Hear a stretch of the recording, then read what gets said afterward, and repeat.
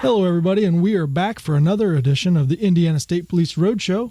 I'm your host, Sergeant John Perrine, the Public Information Officer for the Indiana State Police Indianapolis District. The Roadshow is brought to you each and every week by the Indiana State Police Alliance and Cops for Kids, a subsidiary of the State Police Alliance. For more information about our sponsor, you can visit them at www.indianasfinest.com. We want to thank all the great radio stations across the state that carry our show each and every week and get us on the airwaves, and the efforts of the people here at MS Communications and Miss Terry Stacy, Kyle Knetsvich, and Matt Hiblin for everything they do to help us with that. The man behind the camera and all his efforts are so much appreciated, Mr. Tom Trial. You can see us on YouTube or check out other projects he has on the YouTube channel, the Indiana State Police YouTube channel. Check it out. There's a lot of cool stuff on there. Our guest today from the Indiana Criminal Justice Institute, commonly known as ICJI, is the Director of Traffic Safety, Mr. Rob Duckworth. Rob, thanks for coming. Thank you for having us. We appreciate it. And so this, you've been very busy the last few months. We've got a new law passed in July that really eliminates the ability to text and drive. Some other things are in there as well, but essentially the gist of it is that. And there's an importance in that law, but more importantly is eliminating distracted driving in general. And we know that texting isn't the only distraction behind the wheel. So first and foremost, kind of talk briefly about what the new law says and what were some of the goals as we worked through it. Sure. So the new law really has two things to remember. Phone in the hand, car moving, that's the violation. There you go. You eliminate those two things, you're not in violation of the new law. And that's what really keeps it simple when understanding how distracting that can be, because it's not always just about the texting. It's the vibrating in your hand that now all of a sudden you drop the phone because you weren't expecting that text message to come in or that email to ding, and now you're distracted. Now you're trying to find your phone. Or you talk about those other distractions where you've dropped something that's in the car, the radio station changes, the kid's in the back seat. But the new law really has proven itself already to be a great tool for roadside communication. And that's what all of our efforts have been for the first several months, is roadside communication about where the new law is. And we've actually seen, using our electronic citation warning system, that we've seen officers issue as many citations and warnings in the first 3 months of the new law that have been issued in the previous 2.5 years. So it's really proven to be that educating point for the public that we've been able to work with, put a lot of those banners out there to provide that information. So phone down and arrive alive. Yeah, and what folks may not understand when we talk about the old law versus the new law, we had a law in the books that prevented people from texting and driving. But the difficulty thing with the law is that the officer had the burden of proving that the driver was texting. So if they had their phone in their hand, but they were changing the music, or they were answering a phone call, or they were talking on the phone, that wasn't illegal and didn't warrant a traffic stop. And so that's one reason why it made it so difficult to enforce. And so now, fast forward to after July 1st of 2020, if your phone is in your hand, you are committing an infraction. And that is the important piece of that next step of communication, because as I commute to the Indianapolis area every day, and we're seeing some of those darker morning hours, you can see those glows of faces light up a whole lot more. And what we're seeing more of now is people think they're hands-free by using speakerphone while they're talking on their phone. That's still a violation. Sure. It's if you're using the hands-free Bluetooth that's in the car, or if you have a visor-mounted self-contained Bluetooth unit that is truly hands-free, that you don't have to touch your phone to dial the phone or answer the phone, we'd prefer you just put it on Do Not Disturb while you're driving. Sure. And avoid that distraction altogether. But those are the things that we're seeing. Some things are doing a lot better.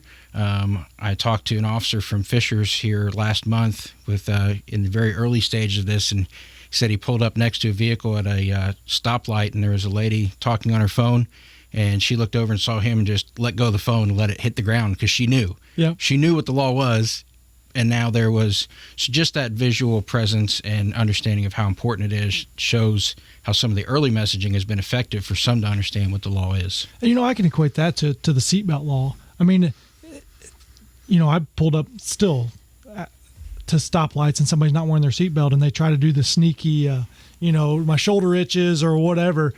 I don't care what you do, as long as you put your seatbelt on. Right. And it's going to be the same thing. Like, the Indiana State Police is still using this time as an educational period. Now, we are ticketing people who are egregious with the violation, driving recklessly, or that we can tell that their phone obviously caused a significant danger to other drivers. But for the most part, The Indiana State Police is issuing warnings and using this opportunity to educate people on the new law and on the dangers of that distraction. But we were very data driven in this, and one thing that we're watching closely are the crashes.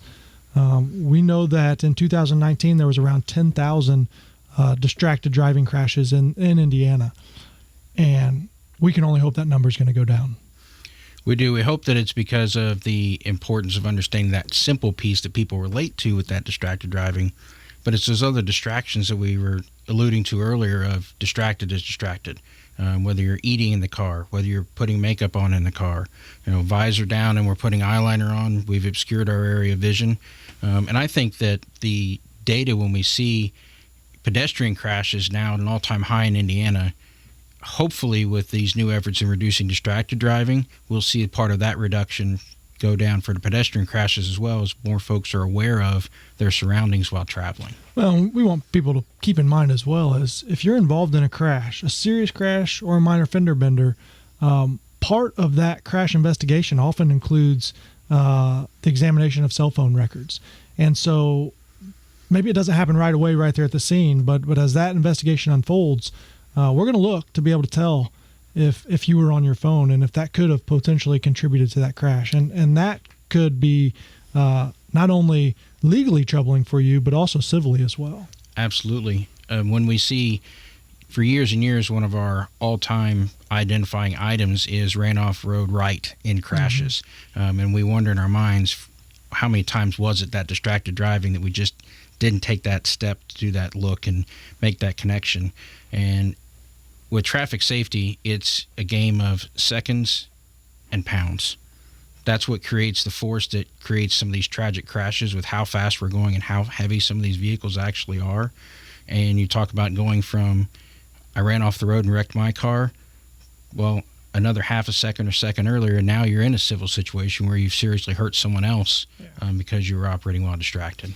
Yeah, and that would be something that's tough to live with. But, we also are understanding that a cell phone is not the only distraction in a car. And we've touched on this a little bit, but I think about the vehicle, the van that my wife drives, and all of the technology in the dashboard that is right there, that just to adjust the temperature of the air conditioning or the heat, it almost feels like you're on a computer trying to figure that out. So first, be familiar with your car so that you're not trying to make those adjustments driving down the road.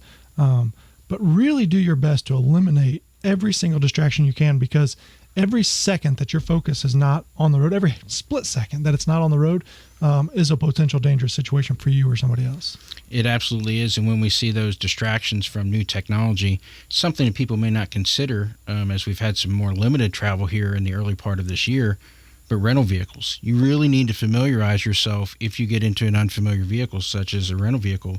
Many times with those rental vehicles being the model year or the next year, there's more safety features on that vehicle that you may not be aware of, such as the vibrating seats for lane avoidance or another vehicle approaching. And the first time that seat vibrates, it catches you off guard. Or even the steering wheel vibrating that's in there now, and you're looking for something to be mechanically wrong because you weren't aware of that safety feature. Those are all of those things that create that distraction. Yeah, and this is kind of a side note, but one thing I've noticed over and over again is I see people driving with no headlights on or no taillights, and I'll pull them over and they'll say, I'm sorry, it's a rental. And the car that they drive every day has automatic headlights, and they've gotten so far away from manually turning on their headlights that they don't even think about it when they're in another car. Well, the problem is in new cars, the dash always lights up. So, back when we started driving, if you knew if your dash lights weren't on, your headlights weren't on. But really take the time to manually turn on those headlights, or make sure that your headlights and taillights are on.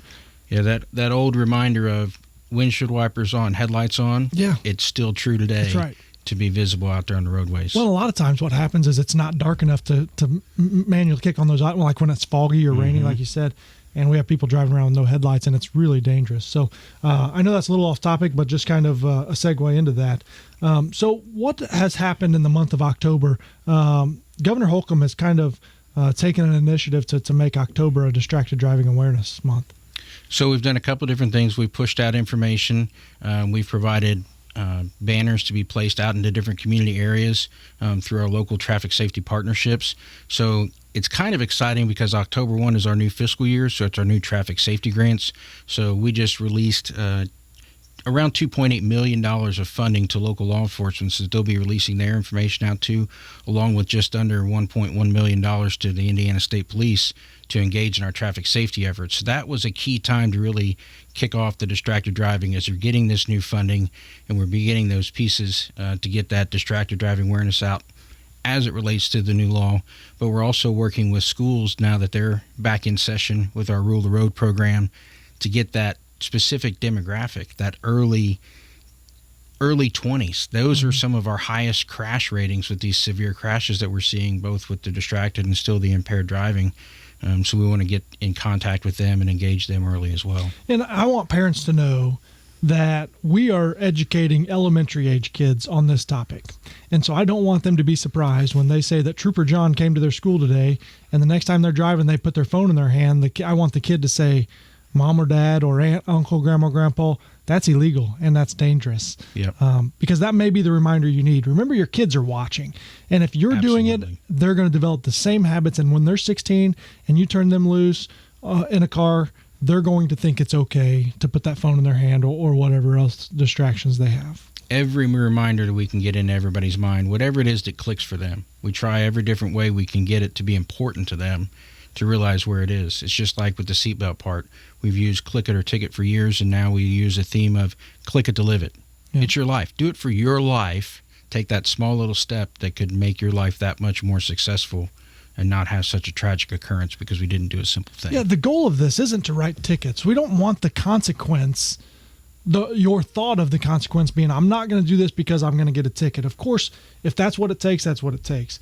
But we want you to think bigger than that. The consequence is if I don't abide by this new law, it could be dangerous. And I'll tell you, it's not an easy thing. For so long, we've been connected to these cell phones.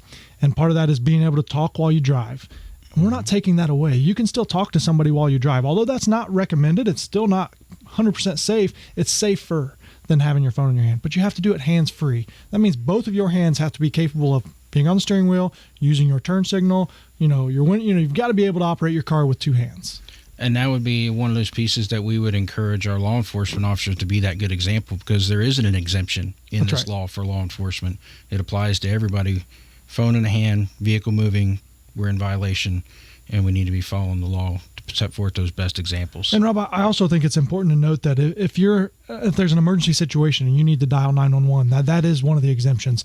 You can, while driving, pick up your phone and dial 911, whether it is you're reporting a crash, reporting a drunk driver or a reckless driver, anything that may require you to continue moving while you're making that call, then you can call 911. Absolutely. And it's another example of even when we encourage people of make that call. If you're being stopped by a police officer who appears to be a police officer, it's okay. Make that call. Check it out. Sure. And we want everybody to be safe. Yeah, and safety is the name of the reason. And that's the whole reason behind this. Again, we in law enforcement and first responders, fire departments, ambulance workers, coroners, we see the devastating aftermath of these distracted driving that a lot of people probably don't see. They know it exists, but they want to pretend it can't happen to them or somebody they love.